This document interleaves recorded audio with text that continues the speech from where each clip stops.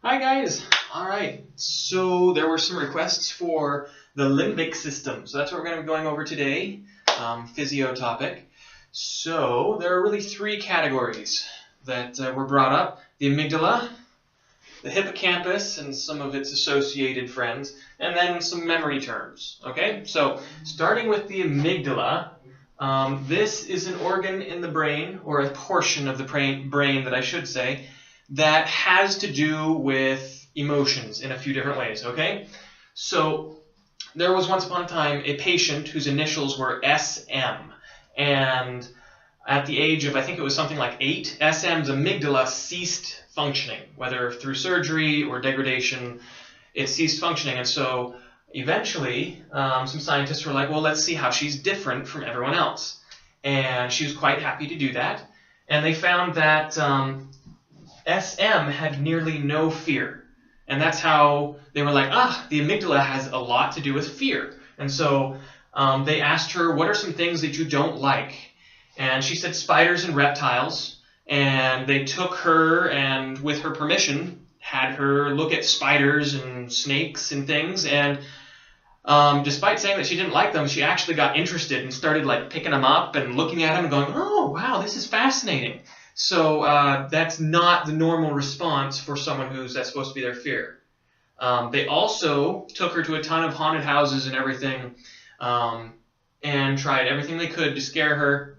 She actually was robbed at knife point once, and she was never scared.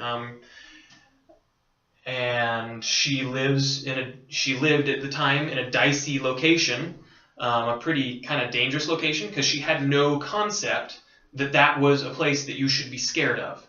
And she also had no fear of public speaking, etc. Okay? So it was all kinds of fear. And it was really fascinating to read about, which is why I bring it up. And this is a little spider, in case you can't tell. It's a beautiful spider, okay? In her eyes. To you or me, it might be scary. Or just small. Okay, so the amygdala, first off, obviously has something to do with fear, because this lady, SM, didn't have any fear. All these really cool stories. I mean, she just walked away with no fear from being robbed at knife point. That was not part of the study. Okay? So other things that they noticed that this one person, SM, had different about her is that her perception of others' emotions, she could see other people's faces, and they could be going like, oh, I'm so sad, or, anything.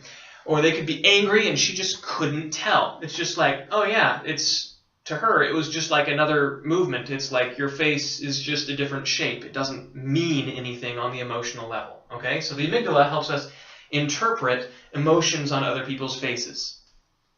The third thing is personal space. And right here we have someone who has no concept of personal space. I'm sure you've met him or her, okay? Because there's someone like that in everyone's life, but without the amygdala, it's to the umpteenth degree. All right? So no personal space. Those are the three things about the amygdala. The amygdala, I kind of drew a brain up here. The amygdala is kind of on the inferior aspect. It looks a little bit like a little bag. And I would encourage you to go look up a picture if you want something more than this for what the heck does the amygdala look like? Okay, so that's the amygdala. If you want, you can pause, close your eyes, and go over the three things and try and make so that you'll keep them. Moving on to the second topic, hippocampus.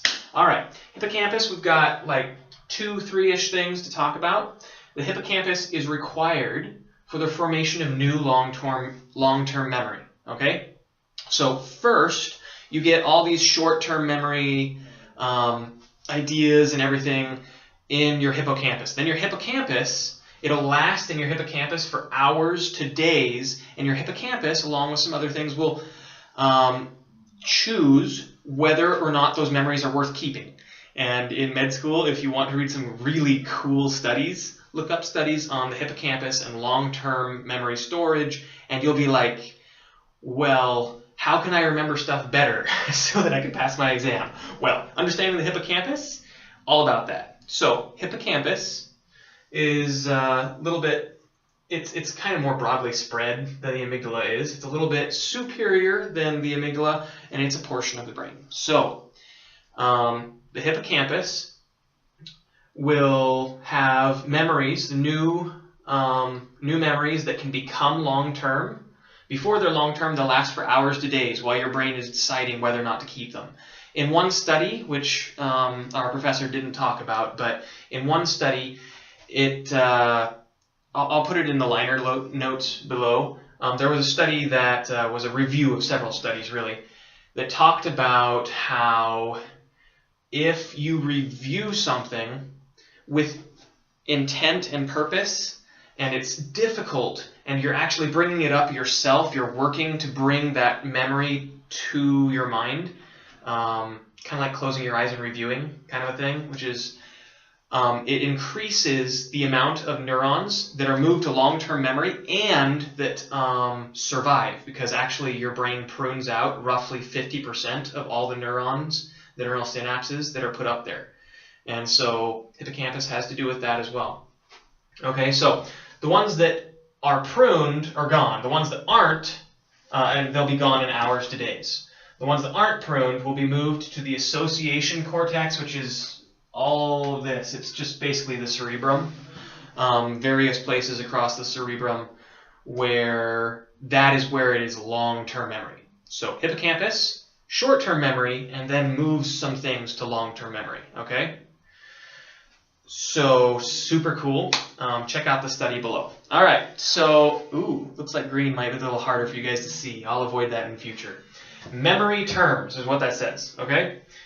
So there are two memory terms that I would like to go into first. First, long-term potentiation. Long-term potentiation is basically long-term memory and the potential to draw it back up again. Okay. So reviewing will help with this. Next is short working memory, and that's a dwarf because they're short and hardworking. So sometimes you'll hear it called short-term memory, sometimes you'll hear it called working memory, and they're really pretty much the same thing. So think of a short, hardworking dwarf, and you'll always keep those two together. All right, moving on. There are two types of long-term memory, and each of them have like several names. Long-term explicit memory or declarative memory, same thing. Explicit, declarative, two words meaning the same thing. That is the kind of information that I'm writing on the board here. That's the kind of information that our professors love to declare to us. They say it. It's memories, it's facts, it's things that you consciously learned and can say. Whereas you could say, I'm declaring my undying love, Juliet, and Romeo is declaring his undying love. But the other way, long-term inexplicit or non-declarative or procedural, you can just show. All right, so Romeo pulls out a guitar and he starts playing Juliet. All right, I'm not going to sing. So, but learning the muscle coordination for the guitar and becoming a pro at procedural memory for guitar, he's not declaring his love, he's showing it. It's non-declarative. And inexplicit, all right? And so riding a bike, playing the guitar, ice skating, running, walking, these things are more motor-based, and they're more subconscious than the declarative memory, okay? So those are the two types of long-term memory. And the cerebellum has some things to do with the non-declarative memory and the motor memory, all right? So if you want, you can go over a couple things. You should have 3 things for the amygdala. You should have basically 3 things for the hippocampus, which is formation, hours to days, and then where it gets sent, which is the association cortex. And then you should have 4 memory terms. One about long-term potentiation, and then short and long-term memory types. And you can add a 5th one down here that I just remembered that I meant to write up. Synaptic plasticity. All right, so synaptic is referring to neurons in the brain. All right, I'm going to make another mark down here. Synaptic plasticity. All right, this is a dendrite. And here's the axon. Okay, so synaptic plasticity, and so you can read it. Synaptic, and I'll just put P because I don't want to waste you guys' time. Synaptic plasticity is the ability for the brain to change the neural pathways. It's plastic, meaning malleable, meaning changeable, moldable, okay? So they come and they go, which is why you can forget things, because it is, and it's also why you can learn things. That is synaptic plasticity. Okay, so I really hope this is what you guys were looking for and that it helps. Rock the world, guys. Ciao.